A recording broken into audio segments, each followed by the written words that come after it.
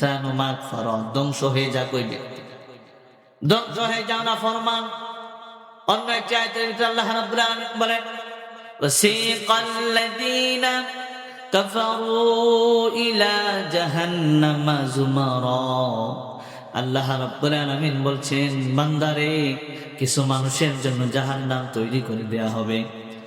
আল্লাহ রাব্বুল আলামিনের জন্য ওই দিন ডাক দিয়ে বলবে, বান্দারে তুই জীবনের ভিতরে তোকে যতটুকু হায়াত দেয়া হয়েছিল অতটুকু হায়াতের ভিতরে তুই রবের নাফরমানি করেছিলি, তুই তোর মন মতো তোর জীবনটাকে পরিচালনা করেছিলি, ইসলামী আন্দোলনের বিরোধিতা করেছিলি, দিন কায়েমের বিরোধিতা করেছিলি।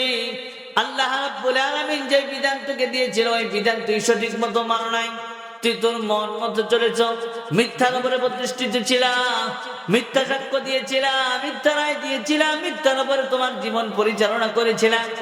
আজকে আয় ফেরেশতাদেরকে ডাক দিয়ে বলবে, ফেরেশতারা রে তাকে বাদ 70 দিয়ে শিকল দিয়ে বাদ। ওয়াসিকাল্লাযীনা কাফারু ইলা জাহান্নামা যুমারা। তাকে আজকে জাহান্নামের ভিতরে নিয়ে যা, তাকে আজকে জাহান্নামের ভিতরে ফেলে দে। এজন্য ভাইরা আমার একটা বার খেয়াল করেন, আল্লাহ রাব্বুল আলামিন আপনাকে আমাকে কত সুন্দর করে বানিয়েছে। নিজের শরীরটার দিকে একটু তাকিয়ে দেখে, যে সুন্দর করে আল্লাহ হাতটা দিয়েছে, যে 5টা আঙ্গুল আমাকে আপনাকে দিয়েছে, যদি 5টা আঙ্গুল আমাকে আপনাকে না দিত তাহলে কোনো কিছু আমি আপনি ধরতে পারতাম না।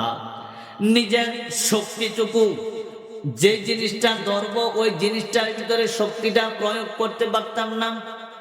একটা বার নিজের শরীরের চামড়ার দিকে খেয়াল করে দেখেন, শরীরের হাতের উপরের চামড়াটা একরকম, নিচের চামড়াটা আবার আরেক রকম। নিচের চামড়াটা যদি উপরে দিত আর উপরের চামড়াটা যদি নিচে দিত তাহলে আমরা ঠিক মতো কোনো কিছু ধরতে পারতাম না। শক্তি অবস্থায় শক্তি করে কোনো কিছু নিজের হাতের সাথে আটকানো যেত না। আল্লাহ রাব্বুল আলামিনের জন্য বলছেন, লাকাদ খালাকানাল ইনসানা ফি আহসানি তাকওয়িম। তোমাকে এত সুন্দর করে মডিফাই করে, এত সুন্দর সুশ্রী করে পৃথিবীর কেউ সৃষ্টি করে নাই। সৃষ্টি করেছেন যিনি, আওয়াজ করে বলুন তিনি কে? আল্লাহ রাব্বুল আলামিনের জন্য বলছেন, কুতিলাল ইনসানু মা আকফারা মিন আইয়ি শাইইন খালাকা মিন নুতফা খালাকাহু ফাকাদ্দারা। আল্লাহ রাব্বুল আলামিন বলছেন, এত সুন্দর করে তোমারে বানালাম, তোমাকে 2টা হাত দিলাম, পা দিলাম, চিন্তা করার জন্য মস্তিষ্ক দিলাম। পৃথিবীর ভিতরে অসংখ্য মানুষ আছে যে মানুষগুলো পাগল, রাস্তায় রাস্তায় হাঁটে, তাদের ঘর নাই, বাড়ি নাই, থাকার মতো কোনো জায়গা নাই। তোমাকে তো পাগল অবস্থায় বানালাম না, একটা হাত ছাড়া বানালাম না, একটা পা ছাড়া বানালাম না। এরপরেও তুমি কেন অকৃতজ্ঞ হও? তুমি কি ভুলে গিয়েছিলা? তুমি কি বলে গিয়েছ মিন আইয়ি শাইইন খালাক? তোমাকে কোন জিনিস থেকে সৃষ্টি করা হয়েছে?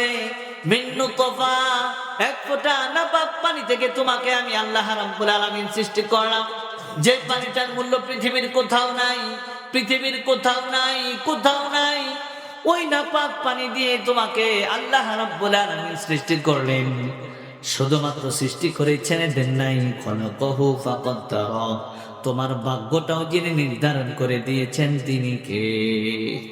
আপনি কোন দিন কি করবেন, কোন দিন কি খাবেন, কোথায় মৃত্যুবরণ করবেন, কোথায় বিয়ে করবেন, কোথায় যাবেন, কোথায় মারা যাবেন, কোথায় অ্যাক্সিডেন্ট করবেন, কোথায় কি করবেন, আল্লাহ রাব্বুল আলামিন আপনাকে সৃষ্টি করার সঙ্গে সঙ্গে তাফসীরের ভিতরে এসেছে সৃষ্টি করার অনেক বছর আগে আপনার আর আমার ভাগ্যটাকে আল্লাহ রাব্বুল আলামিন লিপিবদ্ধ করে দিয়েছে। সুবহানাল্লাহ।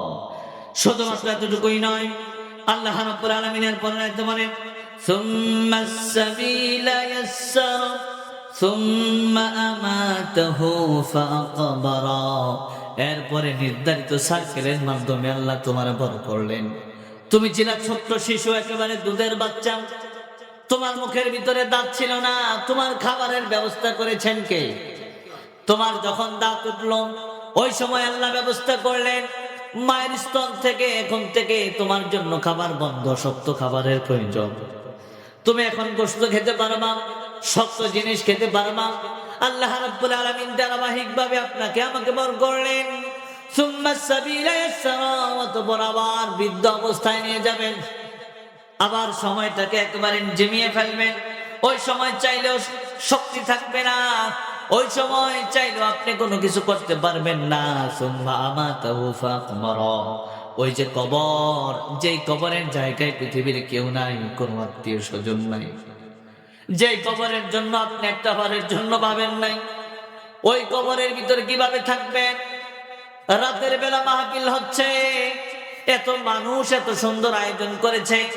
এখন যদি কেউ আপনাকে বলে রাতের বেলা আপনার বাড়ি 2 মাইল 4 মাইল 5 মাইল দূরে, আপনি একা একা বাড়িতে চলে যান, আপনি ভয়ে একা যাবেন না। কারণ কি? রাতের বেলা গেলে আপনাকে ভয় লাগে, না জানি কোন জিনিস আপনাকে আক্রমণ করে। এখানে আপনি সজাগ ছিলেন, এখান থেকে হেঁটে যেতে পারেন না, আপনার কলিজার ভিতরে ভয় লাগে। এমন একটা ঘর, এমন একটা জায়গা, যে জায়গায় মা নাই, বাবা নাই, ছেলে নাই, সন্তান নাই, কোনো আত্মীয় স্বজন নাই, এমন একটা জায়গাকে আমাকে আপনাকে যেতে হবে।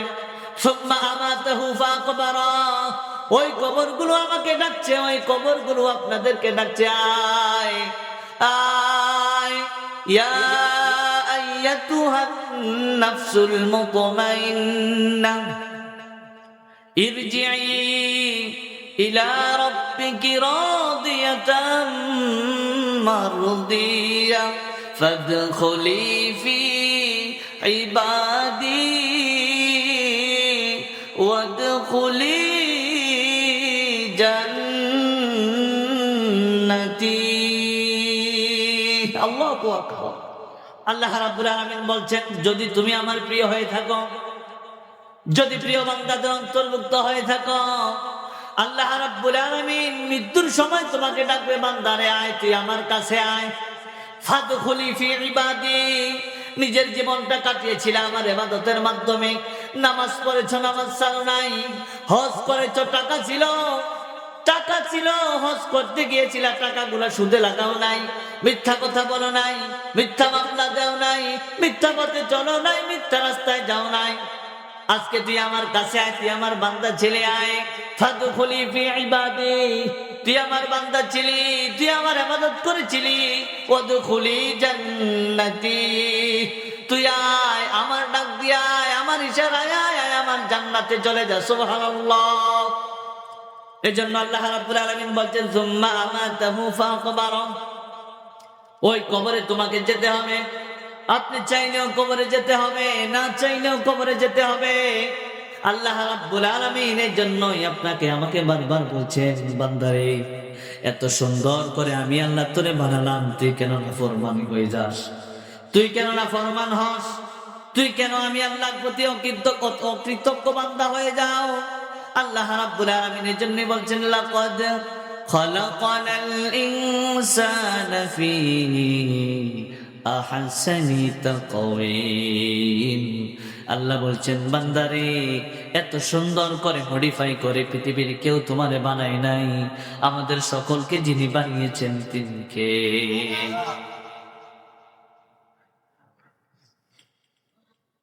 জি প্রাণের ভাইয়েরা আমার, জীবনে যতদিন বেঁচে থাকবেন চেষ্টা করবেন, যে আল্লাহ আপনার জীবন দিলেন, হায়াত দিলেন, মৌত দিলেন, ওই আল্লাহর প্রতি কৃতজ্ঞ বান্দা হয়ে যেন জীবনে যতদিন বেঁচে থাকি আমার বাঁচাটা যেন আল্লাহর রাহে হয়ে যায়, আমার বাঁচাটা যেন আল্লাহ খুশি মনে হয়ে যায়।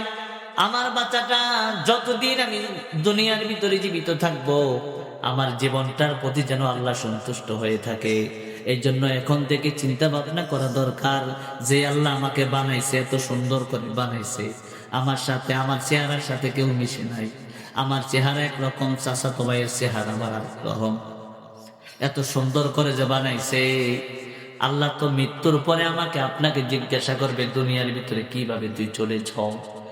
সেই চিন্তা ভাবনাটা এখন থেকেই লালন করেন, যেন কবরে দেওয়ার পরে আমি আপনি আল্লাহর কাঠগড়ায় দাঁড়ানোর পরে সঠিকভাবে সুন্দরভাবে যেন সেই প্রশ্নগুলোর উত্তর দিতে পারি। আল্লাহ সুবহানাহু ওয়া তাআলা আমাদের সকলকে ঈমান নিয়ে আমল করে এই দুনিয়া থেকে বিদায় নেওয়ার মতন তৌফিক দান করুক। আমিন। হাযা মা ইনদি ওয়াল ইলমু ইনদাল্লাহ আলাইহি তাওয়াক্কালতু ওয়া ইলাইহি উনীব। আসসালামু আলাইকুম ওয়া রাহমাতুল্লাহ।